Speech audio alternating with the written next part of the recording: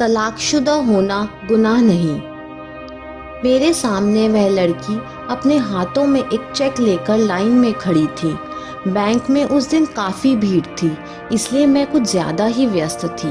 वह अपनी बारी का इंतज़ार इत्मीनान से कर रही थी। उसमें क्या था पता नहीं, पर जब भी काम करते हुए मैंने अपना सर उठाया तो मेरा ध्यान उसकी तरफ ज़रूर जाता। मुश्किल से 22-23 साल की होगी वो। पुराना सा सलवार कमीज, तेल से चिपके बाल और बिना मेकअप का सपाट सा चेहरा। अविवाहित जैसी दिख रही थी, पर उसके चेहरे की गंभीरता और समय से पहले आने वाले अनुभव की लकीरें मुझे साफ दिखाई दे रही थीं। वह परेशान थी शायद। उसकी बारी आते आते लंच का समय हो गया। लाइन में लगे कस्टमर के साथ वह भी वापस बैंक में लगी कुर्सियों की तरफ बढ़ने लगी। वैसे तो सिर्फ आधे घंटे का समय मिला था लंच के लिए, और सुबह से लगातार काम करते करते कमर दर्द था। फिर भी अपनी सीट को छोड़ते छोड़ते मैंने उसे आवाज़ लगा दी, सुनो, तुम्हारा क्या काम था? वह मुड़ पड़ी मेरी तरफ और मुस्कुराकर बोली, दीदी, ये मेरा चेक रिटर्न हो गया आपकी क्लियरिंग हब से। मेरे खाते में मेरे नाम में टाइटल नहीं है और ये चेक मेरे टाइटल के साथ इशू हो गया है। यही वजह डाला है उन्होंने रिटर्न मेमो पर। मुझे मैम की जगह दीदी उसका बोलना और उसके चेहरे की झूठी मुस्कान ने मेरे दिल में उठते आशंका की तरंग को और भी अग्रसित कर दिया। समय की कमी और थकान के बाद भी उसकी अपील करती आंखों ने मेरे कदम रोक दिए और मैं उसके हाथ से चेक लेकर कंप्यूटर दोबारा ऑन कर उसके अकाउंट के टाइटल को जांचने लगी। ये चेक तुम्हारे अकाउंट में नहीं लग पाएगा, चेक पर नेम मॉडिफाई करवाओ। मैंने देखा उसका अकाउंट रोशनी नाम से है और चेक रोशनी कुमार नाम से है और ये नेम मिसमैच होकर वापस आया है। दीदी, मैं इसे मॉडिफाई नहीं करा सकती। ये चेक कोर्ट के ऑर्डर से इशू हुआ है ना। ये देखिए डॉक्यूमेंट्स। उसने कागज का एक पुलिंदा मुझे पकड़ा दिया। वह कोर्ट का ऑर्डर ही था जिसमें तलाक और गुजारा भत्ता की बात लिखी थी और चेक की डिटेल्स के साथ 3 किश्तों में 2.5 लाख रुपए की बात लिखी थी। शायद रोशनी को उसी भत्ता का एक चेक मिला था। वैसे मैं ऑर्डर्स को बहुत हद तक समझ नहीं पाई, क्योंकि एक बैंकर होने के नाते कानूनी भाषा समझना मेरे लिए थोड़ा मुश्किल था और मैंने समझने की कोशिश भी नहीं की, क्योंकि वह मेरे लिए ज़रूरी नहीं था। तभी पीछे की सीट से मेरी सहकर्मी रजनी की आवाज़ आई, शिल्पा मैम, खाना नहीं खाओगी क्या? 2:15 बज गए। 10 मिनट में खाओ, नहीं तो अपनी सीट के आगे इतनी भीड़ होगी कि लंच रखा का रखा रह जाएगा। सहकर्मी की बातों को मैंने अनसुना कर दिया। उस लड़की के सूने चेहरे और खामोश आंखों को अब मुझे पढ़ने की जरूरत नहीं थी। कोर्ट का ऑर्डर मुझे सब सुना चुका था। मैं हतप्रभ थी। इतनी उम्र में लड़कियों की शादी नहीं होती और तलाक भी हो गया और भत्ता भी मिल गया। इतनी आसानी से शादी और इतनी आसानी से तलाक, क्या हो गया है जमाने को? मुझे अचंभित देख लड़की के साथ खड़े बुजुर्ग बोल पड़े। शादी के तुरंत बाद इसने खुद ही आधार केंद्र जाकर अपने नाम के पति का टाइटल लगवा लिया। इसे क्या पता था जन जन का बंधन साल भर भी नहीं चलेगा। हमारे साथ धोखा हुआ। लड़का पहले से शादीशुदा था। उसकी बातें सुनते ही लड़की ने उसे रोकते हुए कहा, चुप करो पापा, इसमें उनकी कोई गलती नहीं थी।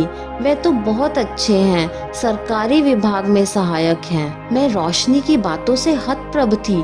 कुछ पूछना भी चाहती थी, पर सहकर्मी फिर आवाज देने लगी। इसलिए मैंने उससे कुछ पूछने की जगह उसे समझाते हुए कहा, देखो रोशनी, ऑर्डर डॉक्यूमेंट्स को चेक के साथ भेजकर देख लेती हूँ। अपने क्लियरिंग हब में बात भी कर लूंगी कि तुम्हारा चेक आज की तारीख में लगा दें। वैसे अब टाइटल चेंज करवा कर अगला चेक लेना। मैंने उसे जाने का इशारा कर उसके चेक और डॉक्यूमेंट्स को अपनी टेबल पर रख लिया।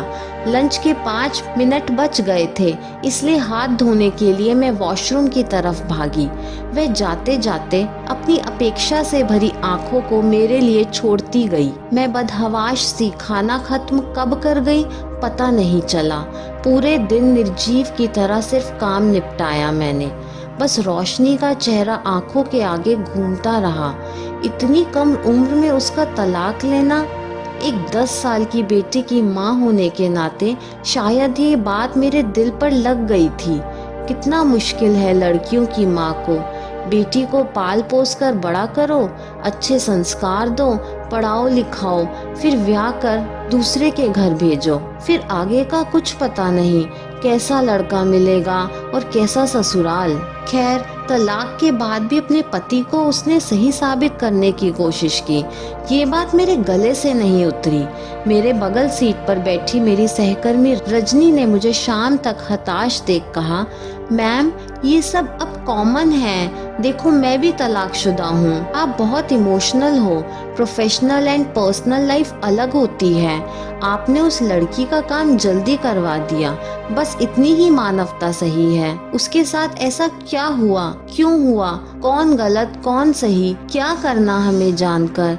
हमारा काम पब्लिक डीलिंग है। इसमें अगर हम पर्सनल होंगे तो कर लिया हमने काम। उसकी बात सुनकर मैं भी दिल को समझाकर काम समेटकर घर निकल गई। वैसे मैं हमेशा से विद्रोही स्वभाव की रही थी। किसी का गलत व्यवहार, गलत सोच मुझे स्वीकार नहीं था, चाहे वे अपना हो या पराया। इस घटना को बीते 3 दिन हो गए। मैं बैंक में अपने काम में लगी थी।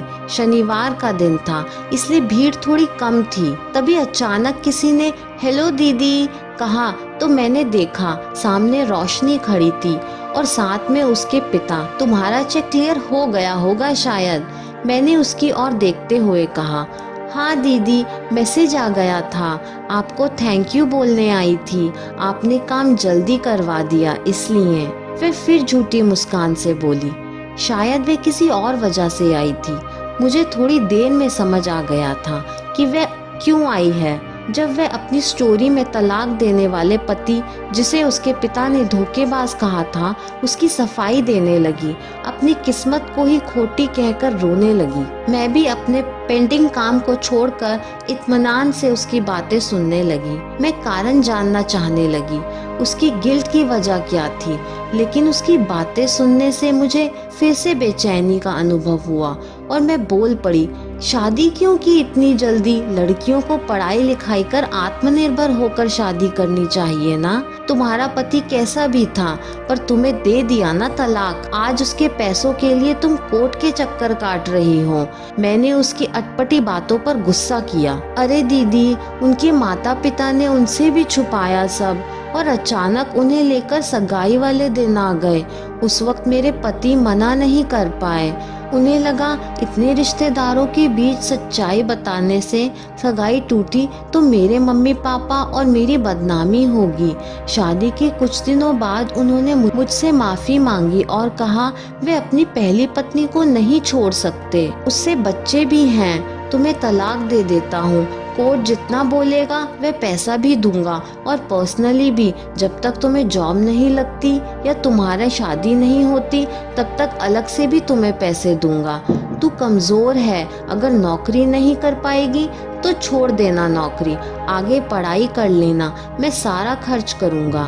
तुम्हारे माता पिता का ध्यान रखूंगा। अगर वह पहले से शादीशुदा नहीं होते तो मुझे तलाक नहीं देते। मेरी ही किस्मत खराब थी।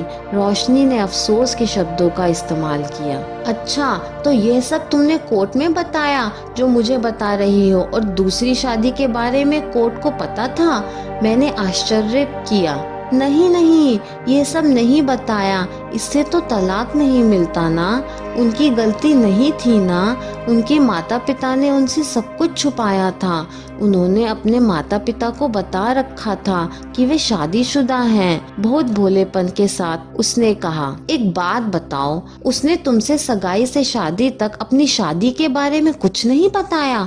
तुम्हारे और तुम्हारे परिवार को बदनामी से बचाने के लिए। तो शादी के बाद तलाक देने से तुम्हारी बदनामी नहीं हुई क्या? तो फिर तलाक क्यों दिया? वह तुम्हें पैसे देने को तो तैयार है, पर क्या वह तुम्हारे तुम्हारे टूटे हुए सपनों को, पल पल बिताए दुखों का हिसाब देगा क्या? तलाक के बाद उसे सही और अपनी किस्मत को गलत मानकर तुम जॉब की तैयारी कर लोगी या नई जिंदगी बसा लोगी क्या? अरे तुम घुटती रहोगी, समझी? वह एक धोखेबाज और चतुर इंसान है। तुम्हारे पिता सही बोल रहे थे। उसके एक शादी भर से इनकार करते ही तुम्हारी जिंदगी बर्बाद होने से बच गई। तुम उसे सही बता रही हो, पर उसके विरह और प्रेम योग को मैं तुम्हारे चेहरे पर देख सकती हूँ। किसी के अन्याय करने से ज्यादा अन्याय को सहना पाप है। यही भारतीय नारी की कमियां हैं, जिसने पुरुष को उसकी जिंदगी से खेलने की आजादी दे रखी है। तुम्हें उसे सजा दिलवानी चाहिए थी, जिससे उसे और उस जैसे लड़कों को सीख मिल सके। किसी को धोखा देने से पहले वे 100 बार सोचे, और तुम हो कि उसे सही इंसान बता रही हो।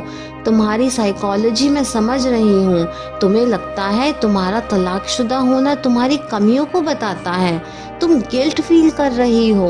मैं गुस्से में चिल्लाने लगी। तभी मेरी सहकर्मी ने मेरे कंधे पर हाथ रखा और मुझे हिलाया। मेरे चुप होते ही रोशनी वापस लौट गई। क्या मैम, आप भी पर्सनल क्यों होते हो? उसकी लाइफ, उसके फैसले, आप कितनों को समझाएंगी? अपनी बात रखने से क्या फायदा?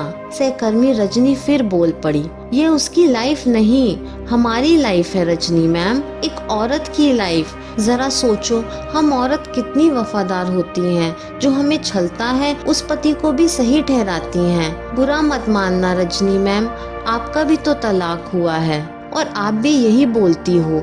मेरी नौकरी और परिवार की जिम्मेदारी का तालमेल मैं ना बना पाई, इसलिए अलग हो गए। क्या तालमेल बिठाना सिर्फ आपका काम था, आपके पति या आपके ससुराल वालों का नहीं? आप भी अपने आप को तलाकशुदा बताने में गिल्ट फील करती हो। क्यों? क्या औरत को पति छोड़ दे तो सिर्फ उसकी गलती होती है? अगर नहीं तो फिर पुरुष को सही दर्शाना कौन सा नारित्व है? इस बार सहकर्मी रजनी कुछ नहीं बोली और मेरे गले लगकर फफक पड़ी। आज 6 महीने से हम दोनों रोज एक साथ 6 घंटे बैठते थे, पर आज पहली बार रजनी मेरे गले लगी थी। एक घुटता समंदर उबाल पर था। प्रोफेशनल लाइफ को पर्सनल लाइफ बनते देर ना लगी। हम दोनों रोने लगे। मैंने रजनी को बहुत समझाया और बताया, ये हम पढ़े लिखे लोगों का दायित्व है कि अपनी बातों को ज़रूर रखें, चाहे कितनी भी मुश्किलें आएं। वैसे मुझे चिल्लाना नहीं चाहिए था। अच्छा किया रजनी, आपने मुझे टोक कर। उस दिन के बाद से रजनी और हम गहरे दोस्त हो गए। रोशनी का चेक दोबारा नहीं आया। हम इस बात को भूल भी गए। एक दिन अचानक रजनी का कॉल आया। शिल्पा मैम, एक स्क्रीनशॉट भेजा है, देखो व्हाट्सएप। मैंने मोबाइल देखा। लोकल अखबार की कटिंग थी। लिखा था, सहायक गिरफ्तार, दूसरी पत्नी ने लगाया धोखाधड़ी का आरोप, और नीचे रोशनी की फोटो लगी थी। आप सही थी शिल्पा मैम, ये हम पढ़े लिखे लोगों की जिम्मेदारी है। जो गलत है उसे गलत ठहराना, अपनी बात सबों तक पहुंचाना। आज आपकी बातों का असर दिख गया। आपको एक बात और बताना चाहती हूँ कि अब मुझे अपने आप को तलाकशुदा कहने में गिल्ट फील नहीं होता। तलाक लड़के लड़कियों दोनों का फैसला है, तो गिल्ट लड़कियां क्यों फील करें? मैंने फोन रखा और अपने आंखों से निकलते आंसुओं को पोंछते हुए वापस बेटी को पढ़ाने लगी। आज का टॉपिक था मोरल वैल्यूज।